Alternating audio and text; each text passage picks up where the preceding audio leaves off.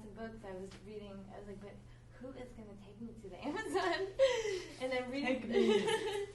And so I'm reading this book, and some guy goes, "Watch out, you're going to hit that pole," because I'm like walking and reading.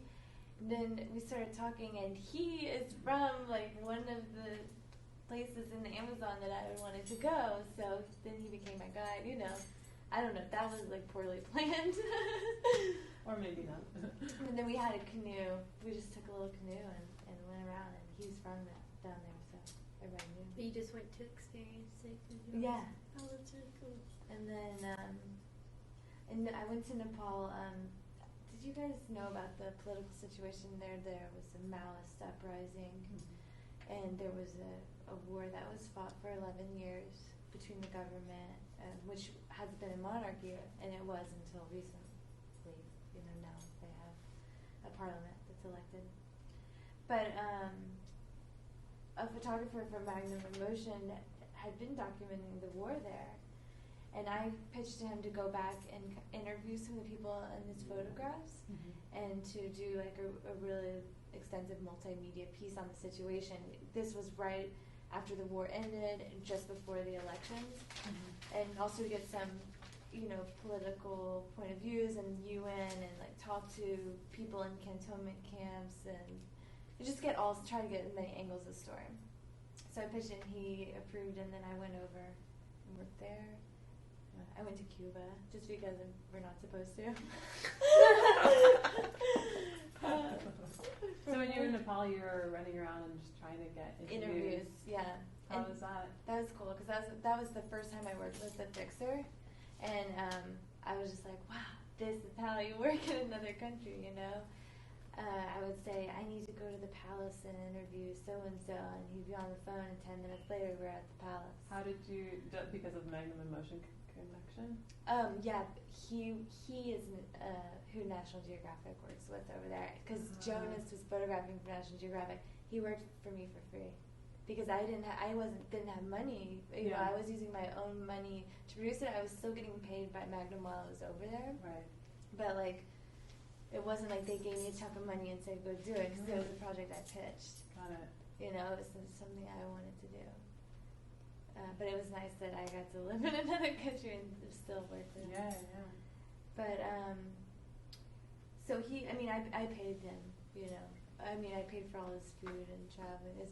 What I could. Yeah. But he normally charges a lot of money. Yeah, he's good. He's young too, and we rode by motorcycle, and we were like leaving through. I came back, and all of his friends were like, "We thought you were not going to come back alive," because there was a lot of unrest. So what happened by the time I was there, the Maoists were now in power.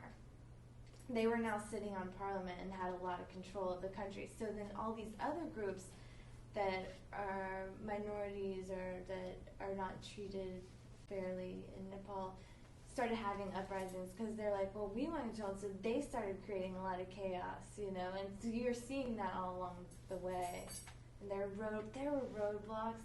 People were sitting out there for a week not able to move. Like just traffic for I don't even know how, 20 miles long. People are sitting under playing cards. I talked to a couple that was from the U.S. that was there around the same time, and they said they hated it because they just couldn't get through. But we were on the motorcycle, and we had cameras, so everyone was like, yes, photograph us, and let us tell you what our issue is. You were able to get through it? Yes. Wow, that's awesome. And then they're like, and we were like, but we have to keep going, so we can get this information out. Yeah. Let us go. That's great. Wow. Yeah, because they need the press. They're using the press to gain power. Mm-hmm. So it's kind of interesting. I was like, I'm actually the safest person. I feel like I'm. Yeah, it's weird how a camera changes your status. Yeah. In a place. So what's next for you? I think. Or you're just like, I don't want to talk about that. I think it was supposed to be Sudan, but I think Nigeria. And a similar type of project. Yeah, I want to do that for Sublime. I would do that for Sublime, but I'm working on another project. I have a group of there are 4 of us, and we just started collaborating. Like, and it's awesome to shoot with. What's cool is like being in class, you know, because we're all shooting. We'll go out and shoot the same thing, and then we'll come back and watch it and see all these different perspectives, and it's rad because I'm like, oh man, I should. Makes me more on my toes, you know. Yeah. So I'm like, oh, I should do some of this sometimes. So what are you guys collaborating on? We just documented the West Indies Day Parade. Did you ever go to that? But it was more about like the night before. We did the whole thing. Yeah, it wasn't my idea, but I was asked to shoot, and I was like, okay. But it turned out really cool. I'm excited for it.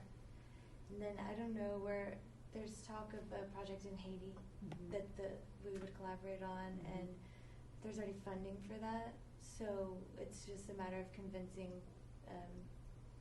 One of the people that I'm working with on this stuff is already going, so he's just going to convince. He has to convince that he needs the rest of us, you know, because there's enough money for it, and the project is going to be really fascinating.